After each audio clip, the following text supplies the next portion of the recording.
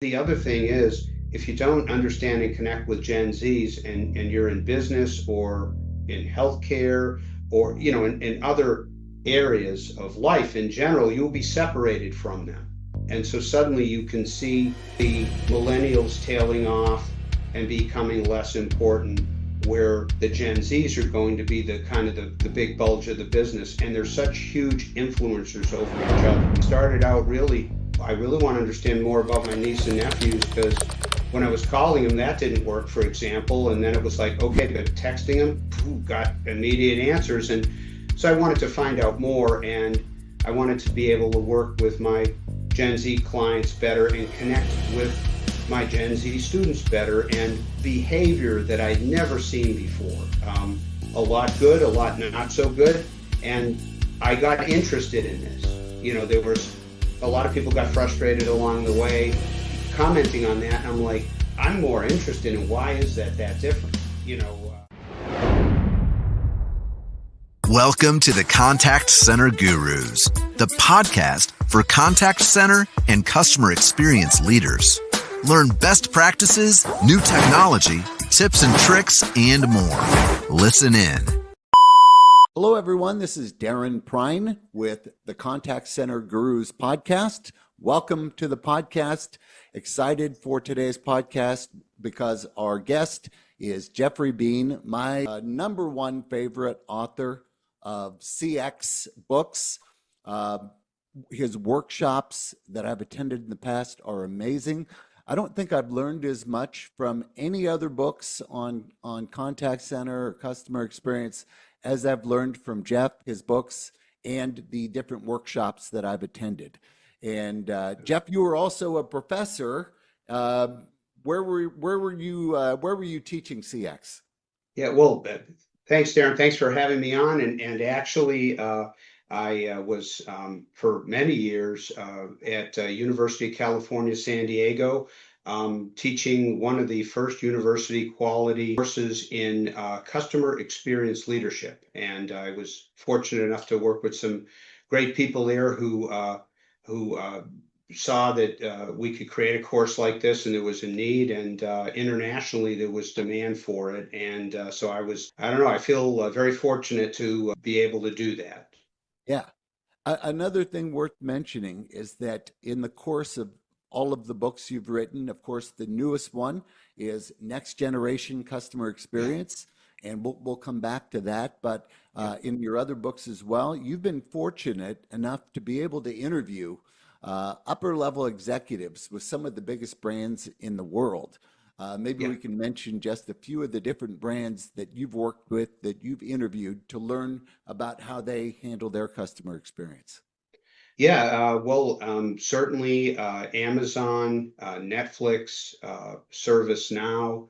There's many more small, young companies. Matter of fact, we've included Square in the very first book, The Customer Experience Revolution, and that grew exponentially, of course. But there was many others, LPL Financial. There's so many. It's really interesting looking back. Very fortunate, because the first book, it was a challenge getting those interviews, and then after that, actually companies would contact me and say, "Hey, we want to be included," and that was nice because a lot of them were experience makers. But on the other hand, there was companies that said we want to be in there, and we're like, "Well, not so fast," So, and you got to include companies like Intuit.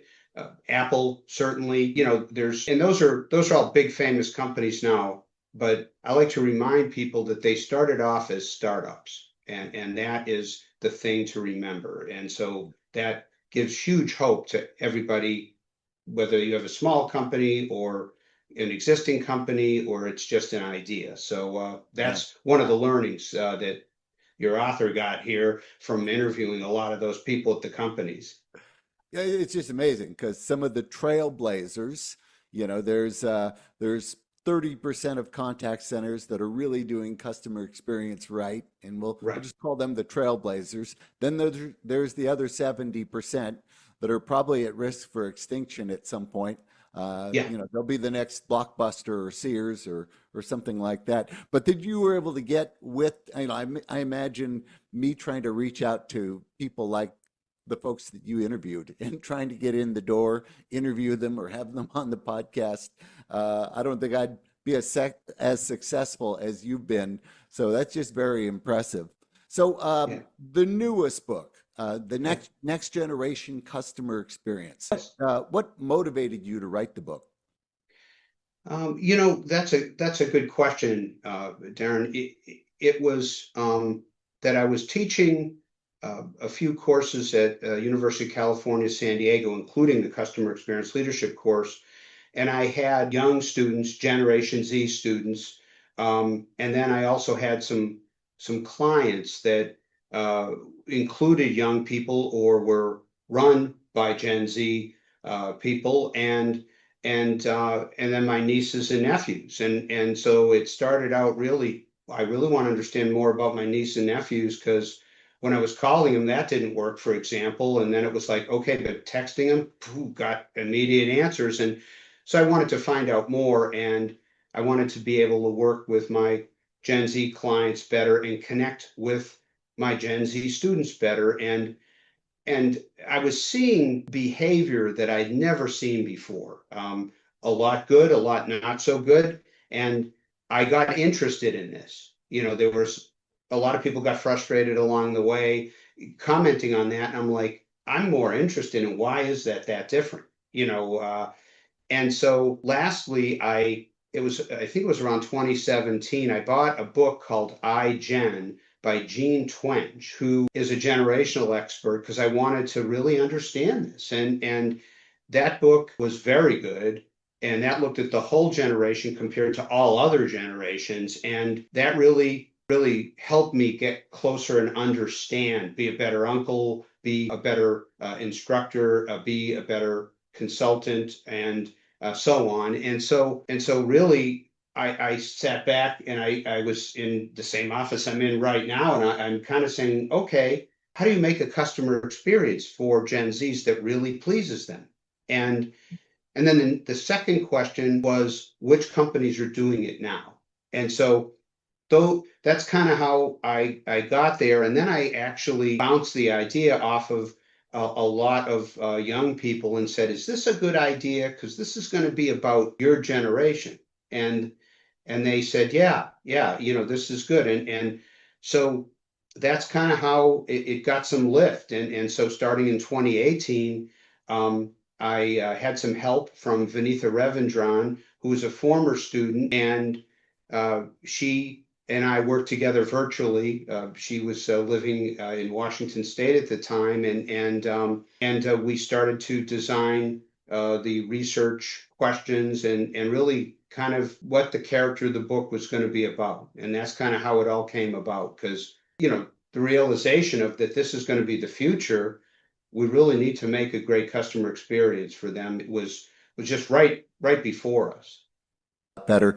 I was about to ask you more or less what are the main themes or lessons being taught in the book, but it just occurred to me that maybe a question before that would be, why should Gen Z matter to companies today? Why are they so important? Important enough to write a book about and to really take all the time you did to understand that generation and what they consider to be great customer experience.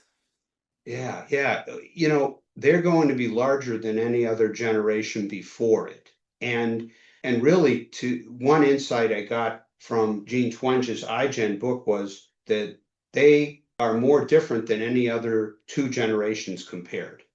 And so to think that they're just a little bit different would be a mistake if you want to be successful, whether it's creating customer experience or communicating or employers retaining. It's a whole other aspect. In the first workshop we did about next generation customer experience, I got some feedback that said, hey, this was really helpful, really for employee retention. And I was like, that is really good feedback.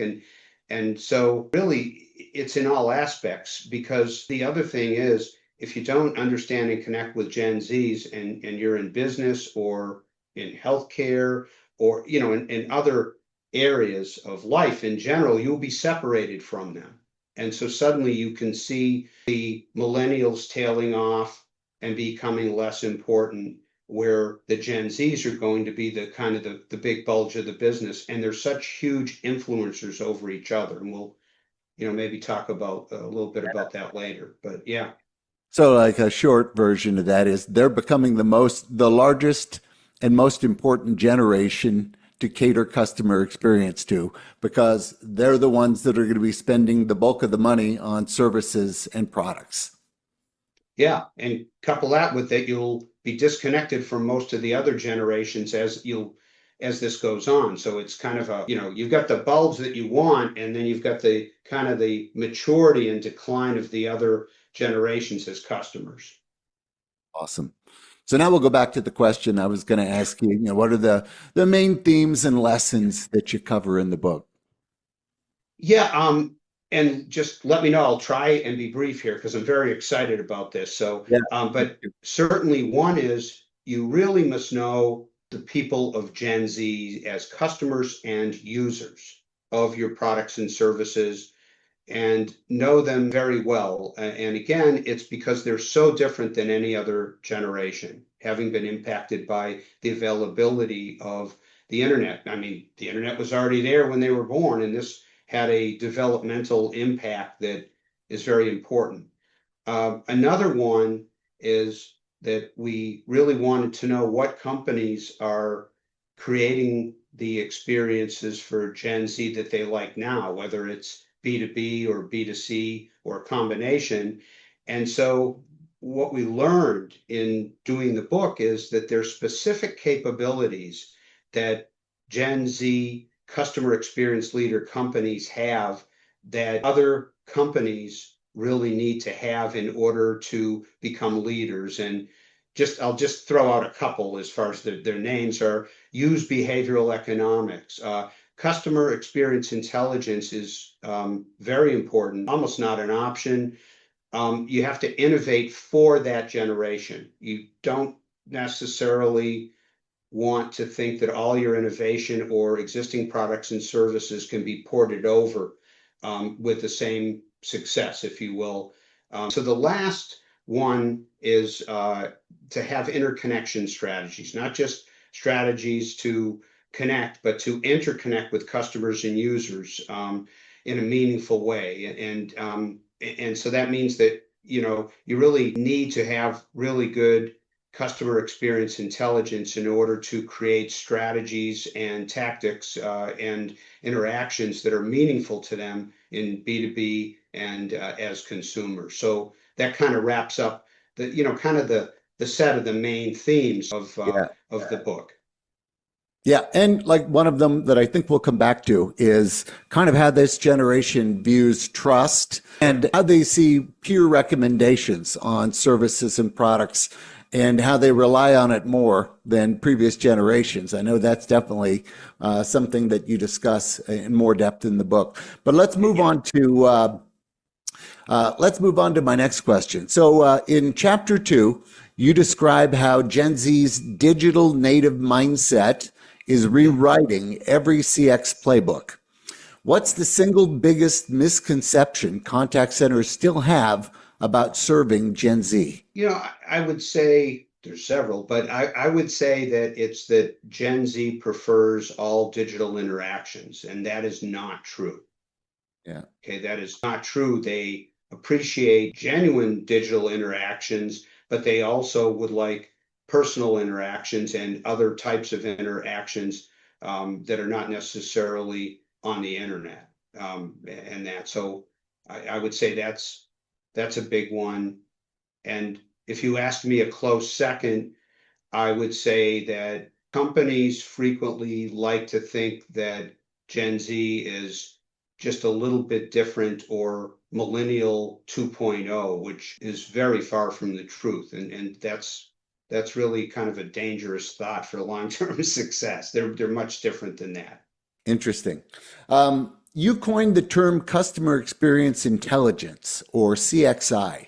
Can you walk us through a real-world example, maybe from Netflix or ServiceNow, of how a contact center used CXI to catch a problem before it became a crisis? Yeah, probably the ServiceNow example is a really good one because customers were incredibly frustrated with how ServiceNow told them about things, changes, and also support. Okay, and so the Insight group over there learned this with customer experience intelligence, and more specifically, it was shared with us that customer experience intelligence was a combination of in-application feedback and uh, data, certainly, but also in-person interviews. And so that really prompted ServiceNow to make a lot of changes on how they communicate with customers and how they support them, how they contact them and stay in contact with them. And that created, in the end, a multiple channel strategies and tactics that they were able to operationalize because ServiceNow knows how to do that. And that really also was the beginning of them really starting to be more customer experience focused. And so that saved a lot of value loss in the short run and the long run, and also helped make them better and different than some of the more established competitors selling, software productivity platforms, and which included contact ability and so forth. But that was one of the ones we included in the book. And Intuit's another example where they really understand customers and they actually have different support personas based on customer experience intelligence. And, you have some customers, they want to be supported and they want contact for the software. Others want accounting advice. Others are tech savvy users of software, and others need kind of to be guided. And there's many flavors of the support personas that they use. They build and use those in order to get people to the right support function, and they do that for different customer types, but they also certainly do that for Gen Z. They're very good at that. Fascinating. So they might kind of combine as far as personas, a generation, and then the type of support the person might be needing. Yeah, and I don't, to your point, Darren, I don't know if they cut it specifically by generation, but they'll know that somebody is a Gen Zer or a millennial or older, let's say, by kind of the demands they make. And then what they will do is they will fashion that support around them. And as quickly as they can, they identify what that customer would want once they know what customer it is. And another thing that they did was amazing was for a long time, and I think continuing into the future, they are having customers answer other customers' questions on a website as a support function. And that is pretty amazing because to have a business customer, take time out of their day and want to see what questions are being asked and that they can answer, that's pretty amazing customer advocacy as well as a solution. And that could be a whole conversation in itself. So Absolutely. I could see yeah, in the yeah. future, I could see in the future how companies might want to create skills or personas that incorporate generations, because the way you speak to or interact with the millennials is going to be different from my generation and the generation before mine. So I could see that as being valuable for really smart companies that understand the value of Gen Z customers. So that's awesome. In a world of AI with chatbots and automation, how do you recommend contact centers strike the balance between customer empathy and speed? Well, AI certainly is part of the now, and certainly I can't imagine it not being the future in a big, huge way. And I would say first to remember that people are not digital. And I kind of repeat that because people get very excited about technologies, and sometimes they forget to be excited about the people that they're serving.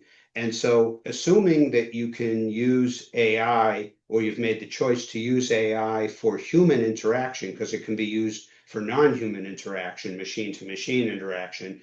But the advice I would say is specifically for human interaction is that you want to test and refine all AI based interactions with members of Gen Z, customers and users. Okay. And you want to make sure you do different kinds of testing that complements the strengths and weaknesses of other kinds of tests. Whether it's two kinds of testing, three kinds of testing. We'll talk about this in the workshop regarding customer experience intelligence, but you really want to make sure you test with real humans and don't have something that was designed for a machine and got the approval of another machine and then you push it out for human interaction. That is the opposite of what you want to do. And then lastly, make sure that when you're doing this test, you understand that it's bringing value to the customers when they're having interactions. Is it really bringing the value that Gen Zs are expecting? And then how is it using their time? And all of us, regardless of what generation you're in, we all have different ideas of how an interaction could use our time. And that's really important. Another one is the emotions that the interaction creates. Are they positive? Are they negative? What kinds are they? And then I stress what I call a do for or do to. What is the interaction doing for or doing to the person who is having the interaction? And I've found there's no middle. You're either helping somebody greatly or you're kind of hurting them. And then lastly, I would say that you want to blend AI-based interactions for people in the context of all other non-AI interactions. Does this interaction make sense with other online interactions and the offline interactions that these folks have? And the reason why I say that is because of all the generations, Gen Z is more likely to be using multiple interactions simultaneously from a company or a service than any other generation. So they could be on the phone while they're looking at a website while they're chatting. And Yeah. so you want to make sure all of that's going to make sense, particularly if it's an AI created interaction.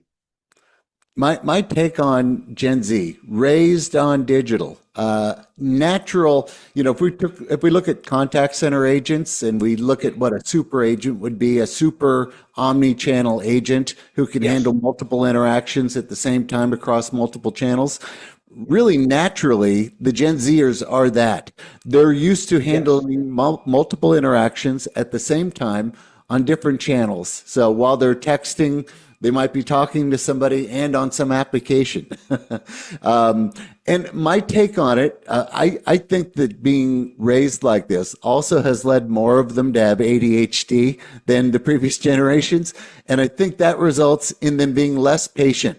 So let's look at bad AI. So we've all gotten on with AI that's more or less a dumb workflow. And it never helps us. So we get to the end and we're like, I need an agent. And then, oh, we're closed today.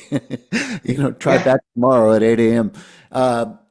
My guess is that Gen Z has less patience and tolerance for AI that isn't really useful, that can't actually communicate with them and come up with a resolution for the reason why they're reaching out. Is that fair to say?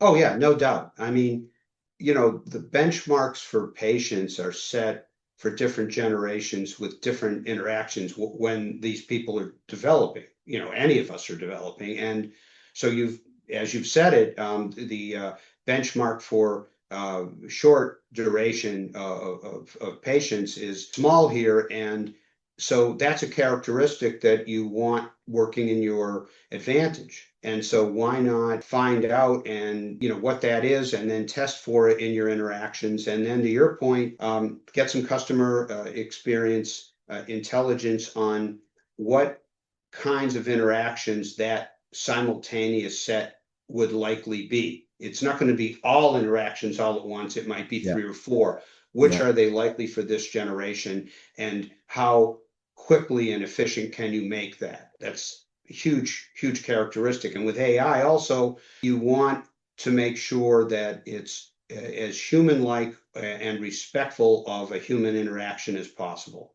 Is it more important to be able to meet Gen Z customers on their channel of choice than it was for previous generations? Yes, and I've said to a lot of people wanting to solve the connection problem to be effective is you have to meet them where they are, and in order to do that, you have to do the upfront work of finding out what what they use, what communication channels do they select, what interactions do they prefer for different things. And once you have that, it's very powerful. You reduce the guesswork immensely. Yeah. Yeah. Real quick, let's just touch on. So Gen Z really trusting a vendor, service provider, company with the product. It's really more important for them than prior generations, from what I read or my takeaway from your book. But also, they rely more on kind of peer recommendations, peer reviews. Maybe explain a little bit more about, the trust and the recommendations from peers with this generation versus others. Yeah, what we found was that they are very specific about trust because first of all, coming up in the digital age, being digital natives, being on the internet is not always a pleasure, and you can't always trust what you see. It's kind of a hall of mirrors, Yeah. if I would say. And you've got a generation who they really know this. Okay, it's not a surprise to them.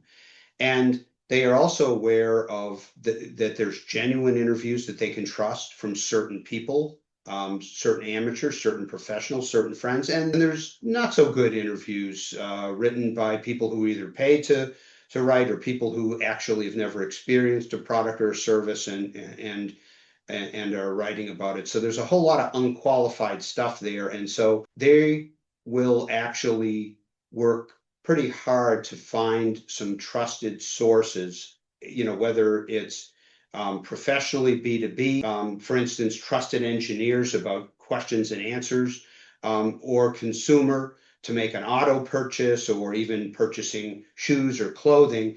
And so that becomes part of their purchase process. And the more you know about that purchase process, the more you can sort of put yourself in that purchase process. And for call centers, that means how can we prove to them that we are trustworthy?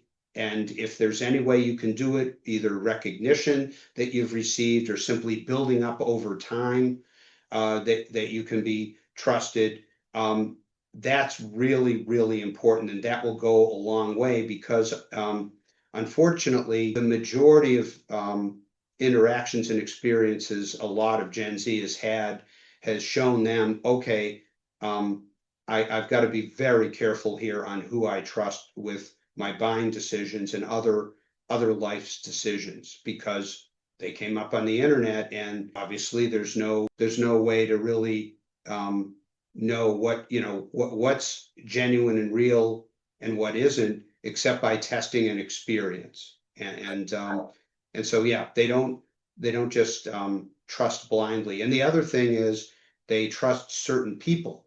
So we're off the internet, and it's certain people that they would prefer to go to with certain decisions that they need to make to get that input. So there's the people aspect too. Well, it seems like, in the past, a lot of companies used review sites that were pay to play.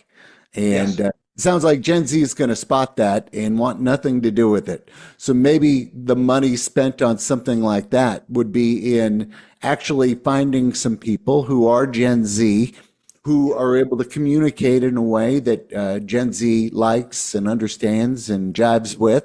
And, maybe kind of build personas that you're using out there to communicate with people so that they can find someone that reminds them of themselves a little bit.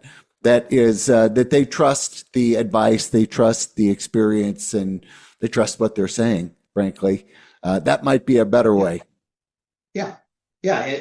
The word self-identify comes to mind, as your idea is that can they personally relate to and self-identify with how they're being helped, whether it's in person or online. And as I've told several companies too, for instance, if you have a web presence or a mobile app presence, you want to make sure that it's right for the people you're serving, because they're qualifying you as a business. They're qualifying you as a contact center, a service provider, a product provider. And so does that mobile app or website really help Gen Z know that, okay, this is for me. I can trust this, and this is a qualified site or mobile app that I can move forward on with trust. That's amazing.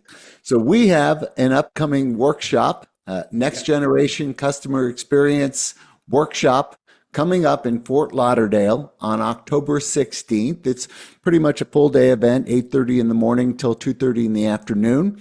I think that our workshop, people are going to learn things that they're not learning elsewhere.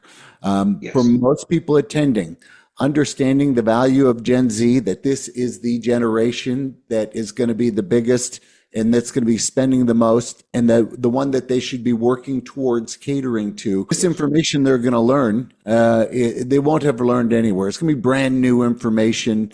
Deer in the headlights kind of looks from people because they're not going to have heard this. They're not going to know it. So I would say in that regard, it's going to be really valuable, even important enough for people that aren't in the Fort Lauderdale area to drive to, fly to. We have discounted rates at the Holiday Inn where we're hosting it. So I think we're going to have a lot of folks that are going to come in from out of town, because it's not like they're hearing about this anywhere else on other webinars or at other workshops. So I'm super excited for the workshop. Our last one in Phoenix was spectacular. Everyone was just blown away and thrilled with the workshop. So let me ask you this. What are 2 or 3 takeaways you guarantee attendees will have when they leave the workshop? Well, I'm excited about this because they leave with these and certainly very specific things. You will leave understanding very specific things about Gen Z that you likely did not know, that are going to help you make better communication and customer experience decisions. So I would say that's definite. And another one is that you'll have a pretty good idea of how to create and sustain customer experience leadership with Gen Z by creating and using customer experience intelligence like the CX leaders who are already successful with Gen Z.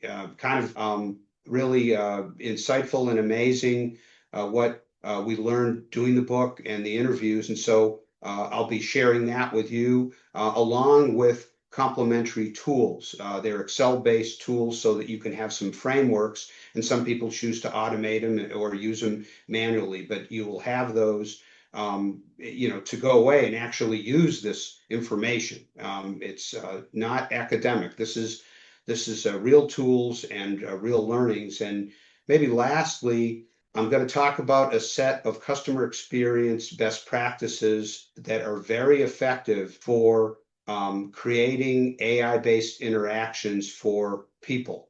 Okay, and that's very important, as we talked about earlier in the podcast. And so it's a very specific set. There's a whole universe of best practices out there, but this is a set of 10 or so that I think are going to be most helpful. And I will be very, very specific about which they are and how they can help. And so you'll come away at least with that, if not more.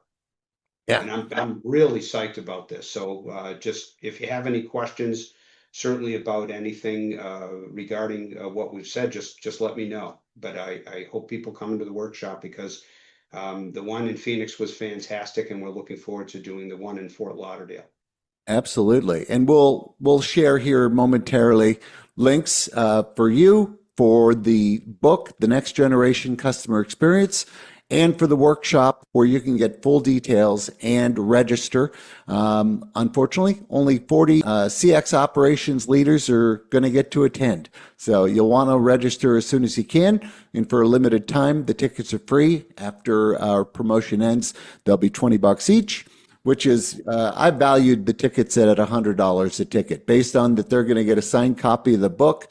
What they're going to learn, the workbook alone is pretty amazing that you've created for the workshop. The tools that they're going to get to take home with them and actually start using right after they leave the workshop. So I think it's $100 of value. It'll be $20 for now. You can register for free, and we will show the links for everything here. I'd say the carrot and the stick here. The stick, by not learning this information, you're at risk to losing Gen Z customers to your competition who get it right. And then the carrot, of course, is obviously this is going to generate more revenue. Learning how to cater to this generation that's becoming the most important generation. I hate to say that. I always thought my generation was important. But for business, if you want to generate additional revenue, then catering to this generation is critical. And they're going to learn how to do that here at the workshop. Yeah. No, it's very exciting. And kind of to your point, the future is a decision about building it and being a part of it. And I'm meeting more and more people once they're aware of Gen Z and caring about the future of their business, that they're making better decisions to be part of that future. Outstanding. Well, I would say this was an amazing podcast. I learn a little bit more every time we talk. Through repetition, even the dullest of minds can learn that. So in my case, I'm slowly but surely learning everything I need to on customer experience from you and your various books. So this was amazing. I appreciate your time. Looking forward to the workshop, and we'll talk again soon. Great. Thanks, Darren. Thanks for having me on.